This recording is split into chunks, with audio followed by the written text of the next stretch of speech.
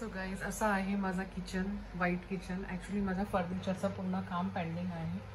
So ते मी आता दिवाळीपर्यंत करून टाकणार आहे. सो हे जी ट्रॉली होती ही माझी पहिलीचीच आहे.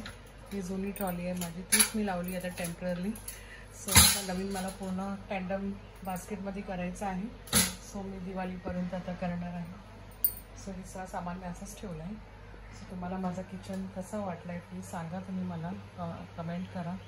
ॲक्च्युली व्हाईट किचन बोलतात मेंटेन जास्त करावा लागतो, पण मला असं काय वाटत नाही. रोजच्या रोज आपण जर क्लीन केला ना guys, so white kitchen is the best options. कारण की इतकी छान वाईब्स येतात ना आणि एकदम पॉझिटिव्ह वाटतो किचनमध्ये एंट्री केल्याने. आणि व्हाईट आहे ना तर इतकं पीस वाटतं ना गाईज, काम करताना पण खूप मजा येते व्हाईट किचनमध्ये. हे पण प्लॅटफॉर्म पण एकदम क्लीनच असतो नेहमी. जरा पण काय हळदीचा वगैरे डाग पण राहिला ना गाईज, सो तुम्ही हार्पिकने क्लीन करू शकता. हार्पिकने एकदम स्वच्छ होऊन जातो गाईज. अजिबात ब्लॅक स्पॉट किंवा हळदचा डाग वगैरे काही सुद्धा राहत नाही गाईज. सो असं आहे माझं व्हाईट किचन. नक्की तुम्ही पण व्हाईट किचन, व्हाईट प्लॅटफॉर्म आहे. G5 नॅनो आहे माझं. सो हे G5 नॅनो मी वापरलं ह्याच्यावर. खूपच छान आहे आणि छान दिसतो पण, आणि त्याच्याने किचनला एक छान शो पण येतो गाईज. सो तुम्ही कधी पण किचन करायचं असेल तुम्हाला तर व्हाईट प्लॅटफॉर्मचा वापर करा, खूपच छान आहे. ओके.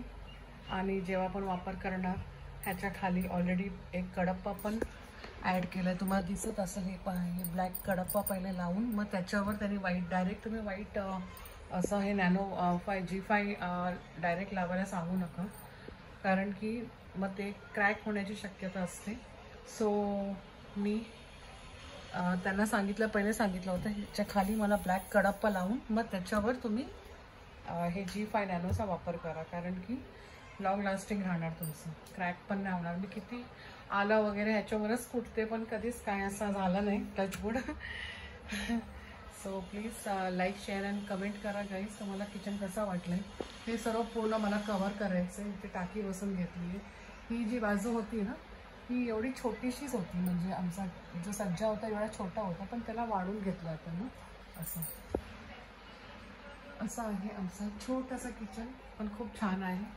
खिडकी विंडो, आमची ही विंडो जी आहे ही विंडो माझी इथे होती, ह्या साईडला होती विंडो. सो विंडोची जागा आम्ही वाढून घेतली.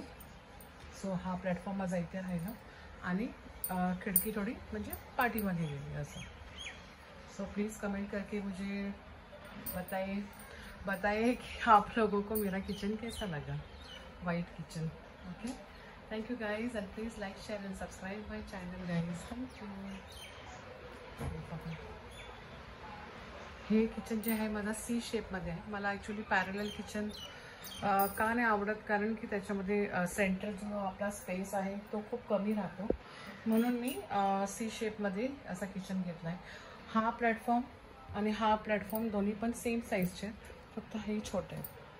हे मला असं वाटते 17 किंवा 18 हे इंचेस आहे मला असं वाटते.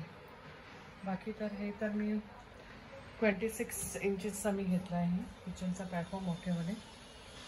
ओके. सो प्लीज तुम्हीसुद्धा ही आयडिया वापरू शकता.